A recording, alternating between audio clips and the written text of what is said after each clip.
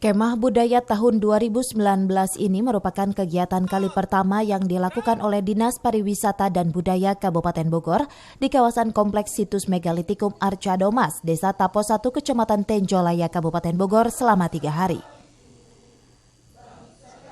Kegiatan Kemah Budaya ini dibuka secara langsung oleh Sekretaris Dinas Pariwisata dan Budaya Kabupaten Bogor dengan memberikan sejumlah peralatan untuk kegiatan pendidikan kepramukaan. Para anggota pramuka mendapatkan pengenalan terhadap peninggalan sejarah zaman Megalitikum yang ada di daerah Kecamatan Tenjolaya, Kabupaten Bogor dengan memberikan bimbingan khusus dari Balai Arkeologi Bandung dan Badan Pelestarian Cagar Budaya Serang, Banten.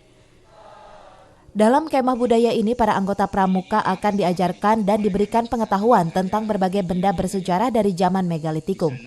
Selain itu, pihak Dinas Pariwisata dan Budaya Kabupaten Bogor menjadikannya sebagai ajang seleksi bagi para anggota pramuka yang mengikutinya untuk menjabat sebagai Duta Sakawidya Budaya Bakti. Untuk melestarikan budaya, terus menyebarkan ke generasi muda tentang pentingnya cagar budaya yang ada di Kabupaten Bogor. Jadi kita tidak hanya pramuka, nanti tahun depan kita ada 3 kali kemah budaya. Pertama untuk pramuka, kemudian untuk komunitas dan umum. Pengenalan saja dulu. Jadi untuk kegiatan kali ini saya akan menyampaikan apa itu arkeologi. Jadi intinya agar anak-anak teman-teman pramuka ini mengenal apa itu arkeologi.